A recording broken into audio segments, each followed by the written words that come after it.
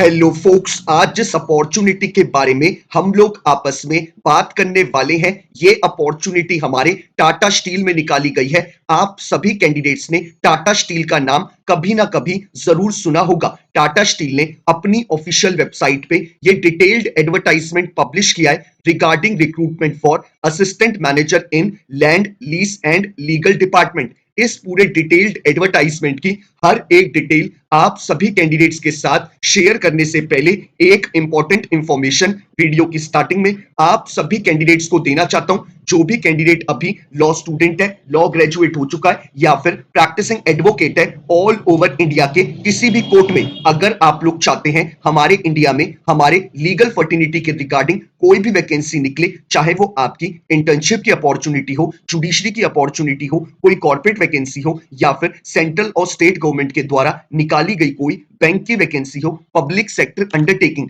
यानी पीएसयू की वैकेंसी हो या फिर हमारे प्रैक्टिसिंग एडवोकेट्स के लिए निकाली गई कोई इंपैनलमेंट की वैकेंसी हो, it means all over India में हमारे लॉ ग्रेजुएट्स के लिए कोई भी वैकेंसी निकलेगी, उस वैकेंसी के रिगार्डिंग आप सभी कैंडिडेट्स को इस चैनल पे टाइमली अपडेट प्रोवाइड कराई जाएंगी ताकि हमारे किसी भी लॉ ग्रेजुएट से इंडिया में आने वाली कोई भी लीगल अपॉर्चुनिटी की अपडेट मिस आउट ना हो। तो मैं चाहूंगा जिस भी कैंडिडेट ने अभी इस चैनल को सब्सक्राइब नहीं करा है वो मेक श्योर करे कि वो इस चैनल को बिना सब्सक्राइब करे ना जाए। अब बात कर लेते हैं हम लोग इस डिटेल्ड एडवर्टाइजमेंट के बारे में। सबसे पहले मैं आप सभी कैंडिडेट को टाटा स्टील कंपनी का थोड़ा ओवरव्यू देना चाहता हूं ताकि जिन कैंडिडेट को टाटा स्टील के बारे में कोई नॉलेज नहीं है उन कैंडिडेट को भी थोड़ा कंपनी का ओवरव्यू मिल पाए और वो कैंडिडेट डिसाइड कर पाए कि उन्हें इस कंपनी के लिए अप्लाई करना है या नहीं।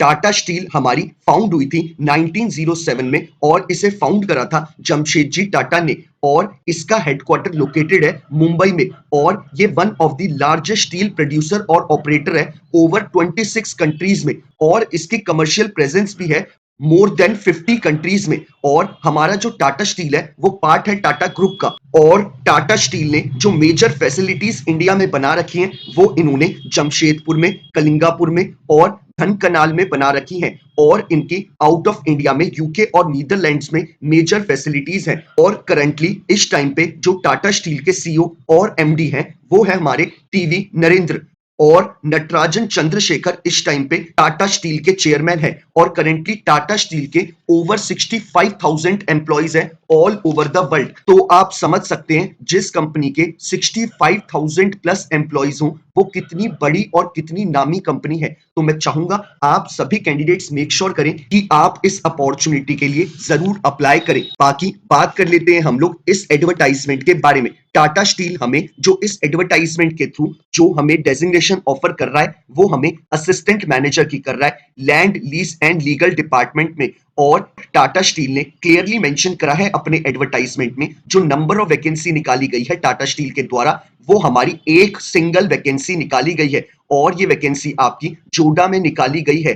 अब बात कर लेते हैं हम लोग इसमें एलिजिबिलिटी क्राइटेरिया के ऊपर। इन्होंने एलिजिबिलिटी क्राइटेरिया में एजुकेशनल क्वालिफिकेशन में क्लियरली मेंशन करा है कि कैंडिडेट के पास बैचलर्स की डिग्री होनी चाहिए फ्रॉम अ रिकॉग्नाइज्ड यूनिवर्सिटी और जो भी कैंडिडेट है जिन्होंने एलएलबी कर रखी है यानी कि लॉ ग्रेजुएट है from a recognised university, irrespective candidate ने 3 ईयर का एलएलबी कोर्स करा है या फिर 5 ईयर का बीए एलएलबी का इंटीग्रेटेड कोर्स, हमारा लॉ ग्रेजुएट को ये लोग प्रेफर करेंगे बाकी दूसरे बैचलर डिग्री होल्डर कैंडिडेट से। तो मैं चाहूंगा जितने भी लॉ ग्रेजुएट हैं जिन्हें इस कंपनी में अप्लाई करना है वो मेक श्योर करें कि वो इस फॉर्म को जरूर फिलअप करें। बाकी इन्होंने साथ ही साथ बोला है कि कैंडिडेट के पास कम्युनिकेशन स्किल्स होनी चाहिए और उसको इंटरपर्सनल इफेक्टिवनेस में काम करना आना चाहिए, कोलैबोरेशन में काम करना आना चाहिए और रिजल्ट ओरिएंटेड कैंडिडेट होना चाहिए। तो ये कुछ और चीजें इन्होंने बताई है जो कैंडिडेट में होनी चाहिए। अब बात कर लेते हैं हम लोग स्किल्स के रिगार्डिंग जो इन्होंने हमें टेक्निकल कॉम्पिटेंसीज बताई है। कैंडिडेट के पास नॉलेज होनी चाहिए गवर्नमेंट रूल्स और रेगुलेशंस के रिगार्डिंग जो रिसेंटली और पहले के बने हुए हैं लैंड एक्विजिशन के रिगार्डिंग और लैंड लीज के रिगार्डिंग, फॉरेस्ट डाइवर्जन प्रपोजल्स के रिगार्डिंग, ऐसे सारे लॉज और गवर्नमेंट रूल्स और रेगुलेशन के बारे में कैंडिडेट को नॉलेज होनी चाहिए। साथ ही साथ इन्होंने बोला है कि कैंडिडेट के पास एक्सपीरियंस होना चाहिए लीगल फील्ड में जिसमें उसने डील करा हुआ होना चाहिए लैंड के रिगार्डिंग, रेवेन्यू के रिगार्डिंग, फॉरेस्ट ऑफिशियल्स के रिगार्डिंग। अगर कैंडिडेट के पास एक्सपीरियंस है और उसका experience as a practising advocate के तौर पे 3 साल से अबव है और 5 साल से बिलो है, तो वो कैंडिडेट इस पूरे प्रोसेस का पार्ट बन सकता है। लेकिन आप लोगों के पास एक्सपीरियंस होना चाहिए कौन सी फील्ड में? रेवेन्यू में, फॉरेस्ट ऑफिशियल्स के रिगार्डिंग और लैंड और फॉरेस्ट ऑफिशियल्स के रिगार्डिंग। अगर आपने इन मैटर्स को डील करा है तो आप एक परफेक्ट कैंडिडेट है जिसे इस पोजीशन के लिए जरूर अप्लाई करना चाहिए। बाकी आप सभी कैंडिडेट्स को बताना चाहूंगा कि ये जो आपकी कंपनी है, ये आपकी प्राइवेट कंपनी है, यानी ये गवर्नमेंट अपॉर्चुनिटी नहीं है, ये आपकी प्राइवेट जॉब की अपॉर्चुनिटी है। अब बात कर लेते हैं हम लोग दूसरी इंपॉर्टेंट इंफॉर्मेशन के बारे में, यानी कि सिलेक्शन प्रोसेस के रिगार्डिंग। आप सभी कैंडिडेट को टाटा स्टील आपके एप्लीकेशन फॉर्म के बेसिस पे शॉर्टलिस्ट करेगी और जिस भी कैंडिडेट को शॉर्टलिस्ट किया जाएगा उसको टाटा स्टील के ह्यूमन रिसोर्स यानी कि एचआर के द्वारा कॉल आएगा, जिसमें आपका टेलीफोनिक इंटरव्यू लिया जाएगा और जो भी कैंडिडेट टेलीफोनिक इंटरव्यू को क्वालिफाई करेगा उसको आगे फर्दर राउंड ऑफ इंटरव्यूज के लिए उसके कैंडिडेचर को फॉरवर्ड कर दिया जाएगा और आपके मिनिमम 3 राउंड इंटरव्यू होंगे और अगर कैंडिडेचर आपका सभी को पसंद आएगा तो आपको एज अ असिस्टेंट मैनेजर के तौर पे टाटा स्टील में land lease and legal department में हायर कर लिया जाएगा। तो ये आप सभी कैंडिडेट का सिलेक्शन प्रोसेस होने वाला है। अब बात कर लेते हैं हम लोग कि हमें इस पूरे रिक्रूटमेंट प्रोसेस का कैसे पार्ट बनना है। आप वीडियो के डिस्क्रिप्शन बॉक्स में जाएंगे, आपको जो पहला लिंक अवेलेबल है आप उस पर क्लिक करेंगे। क्लिक करते ही आपके स्क्रीन पे ये पूरा डिटेल्ड एडवर्टाइजमेंट खुल के आ जाएगा। जैसा कि अभी आपके स्क्रीन पे आ रहा है ऐसा ही पेज आपके स्क्रीन पे खुल के आएगा। आप चाहे तो इस पूरे डिटेल्ड एडवर्टाइजमेंट को खुद से भी पढ़ सकते हैं या फिर आप डायरेक्टली यहाँ पे अप्लाई नाउ के ऑप्शन पे क्लिक करके अप्लाई कर सकते हैं इस पोजीशन के लिए। आप जैसे ही अप्लाई नाउ पे क्लिक करेंगे आपके पास यहाँ पर आई एग्री का ऑप्शन आएगा। आपको यहाँ पे आई एग्री पे क्लिक करना है और आई एग्री पे क्लिक करते ही आपसे ये आपकी सारी बेसिक डिटेल्स मांगने लग जाएगा जो कि आप इजीली खुद से फिलअप कर सकते हैं। यहाँ पर इन्होंने आपसे करंट एनुअल सीटीसी भी पूछा है और आपसे आपका एक्सपेक्टेड सीटीसी भी पूछा है। तो आप कैंडिडेट इस कॉलम को बहुत सोच के फिलअप करिएगा। तो यही सारी बेसिक डिटेल्स इन्होंने आपसे पूछी हैं। इनकेस इस फॉर्म को फिलअप करने में भी किसी तरीके की कोई क्वेरी अराइज होगी तो आप कैंडिडेट मुझे इंस्टाग्राम या ट्विटर पे टेक्स्ट मैसेज करके पूछ सकते हैं या फिर यूट्यूब पे ही अपने कमेंट को ड्रॉप करके पूछ सकते हैं। मैं मेक श्योर करता हूं कि अपने एंड से हर एक कैंडिडेट को टाइमली बेसिस पे रिप्लाई कर दूं ताकि वो अपने फॉर्म को जल्दी से जल्दी फिलअप कर पाए और अपने आगे की प्रिपरेशन उतनी ही जल्दी शुरू कर पाए। तो आपको इसमें सारी डिटेल्स फिलअप करनी है अपनी।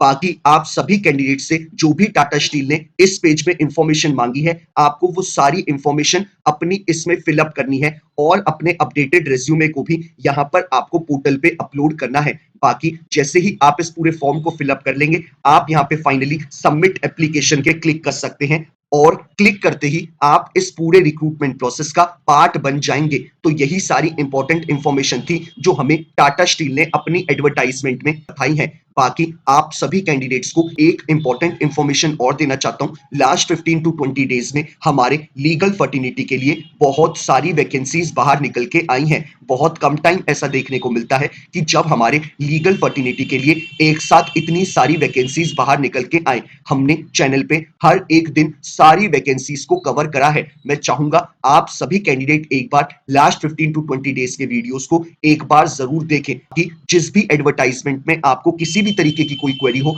आप लोग इजीली मुझे रीच आउट कर सकते हैं। मैं बता चुका हूं कि कैसे रीच आउट करना है। बाकी आपका जिस भी एलिजिबिलिटी क्राइटेरिया के साथ आपका एलिजिबिलिटी क्राइटेरिया मैच करे, मेक श्योर करें कि आप उस फॉर्म को जरूर फिलअप करें। बाकी अगर आप सभी कैंडिडेट्स चाहते हैं कि हर एक दिन आप कैंडिडेट्स को एक लीगल अपॉर्चुनिटी की अपडेट मिलती रहे तो मेक श्योर करिएगा कि आप इस चैनल को बिना सब्सक्राइब करे ना जाए। बाकी वीडियो पसंद आया हो तो लाइक शेयर जरूर करिएगा। Thank you so much.